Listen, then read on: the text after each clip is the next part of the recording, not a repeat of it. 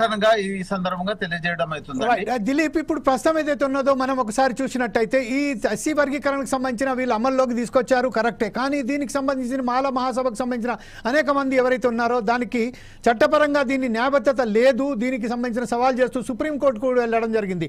ఒకసారి మనం ఇంకొక విషయం, దిలీప్ గారు ఒక్క నిమిషం మాత్రం, రామ్మూర్తి గారు కూడా మనతో బీఆర్ఎస్ నాయకులైనటువంటి రామ్మూర్తి గారు ఎవరైతే బీఆర్ఎస్ స్పోక్స్ పర్సన్ ఉన్నారో వారు కూడా ఇప్పుడు మనతో జాయిన్ అయిపోయారు. రామ్మూర్తి గారు, welcome to the four size TV అండి. నమస్కారం అండి. Yeah, very good night to very good to see you on my screen. At the same time, Dilip, come on, continue.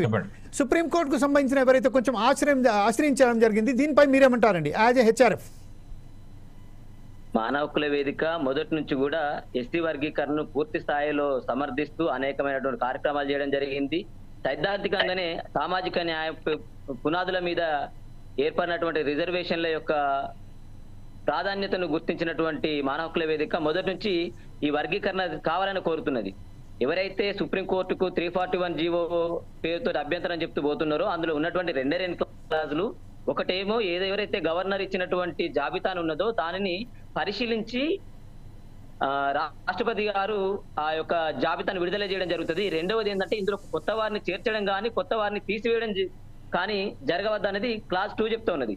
ఎవరైతే ఈ యొక్క వర్గీకరణను వ్యతిరేకిస్తూ సుప్రీంకోర్టుకు పోతున్నారో, రాజ్యాంగంలో అది లేదు, ఇది దాంట్లో చేర్చొద్దు తీసేయవద్దు అని ఉన్నదనే ఒక రాంగ్ ఇంటర్ప్రిటేషన్ చేసుకుంటూ పోతున్నారు. కానీ మేము మానవ హక్కుల వేదికగా స్పష్టంగా చెప్తున్నాం, క్లాస్ 2 ఏదైతే ఉన్నదో కొత్త వాటిని చేర్చడం కానీ తీసివేయడం కానీ చేయకుండా ఉన్నది, కానీ పంచుకోవడానికి అభ్యంతరం అనేది ఏది కూడా ఆ చట్టంలో లేదు.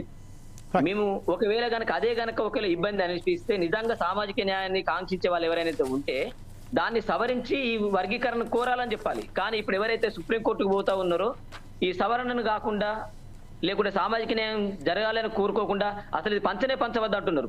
పంచవద్దు అనడం ఎవరైతే అంటున్నారో వాళ్ళు సామాజిక న్యాయానికి విరుద్ధంగా వివరించినట్టు.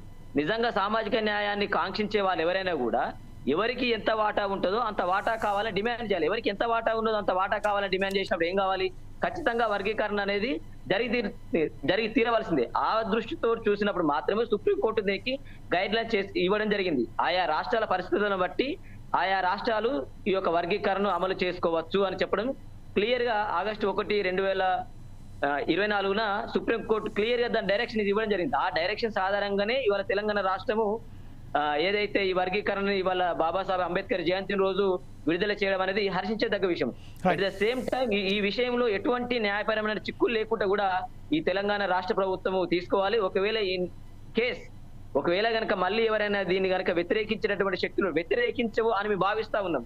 ఎందుకంటే ఇప్పటి వరకు జరిగినటువంటి చాలా వరకు షమీమ్ అఖ్తర్ కమిషన్ తో జరిగినటువంటి చర్చలలో కావచ్చు, కాంగ్రెస్ పార్టీ అంతర్గతంగా చేసిన చర్చలలో కావచ్చు, సాధ్యమైనంత మేరకి ఏకాభిప్రాయ సాధన కోసమే కృషి చేసిందిగా మేము భావిస్తా ఉన్నాం. దానికోసమే ఇది ఒక సవ్యంగా ఈ జీవోని ఇప్పుడుగా తీసుకొచ్చిందని మానవ హక్కుల వేదిక భావిస్తున్నాయి. ఇదే సమయంలో కొంతమంది అత్యంత వెనుకబడిన వర్గాల కులాలను, అంటే దాదాపు వాళ్ళ యొక్క జనాభా ఒక 5 నుంచి 6 వేల మాత్రమే రాష్ట్ర వ్యాప్తంగా ఉన్నది. వాళ్ళకి కూడా మాకు న్యాయం జరగలేదని మానవ హక్కుల వేదిక దగ్గరికి ఒకసారి వచ్చి ఉన్నది. ఉదాహరణకి మాలదాసుల కులాలకు సంబంధించిన వాళ్ళు మొత్తంగానే ఆ కులాలలో ఉన్నత విద్యను చదివిన వాళ్ళు 500 సంఖ్య కూడా లేదు. అటువంటి వాళ్ళకి ఇంకేమన్నా ప్రత్యేకమైన అవకాశాలు లేకుండా సంక్షేమ పథకాలలో అవకాశాలు కల్పించేటటువంటి ఏదైనా చేస్తే బాగుంటుందని మేము భావిస్తా ఉన్నామండి.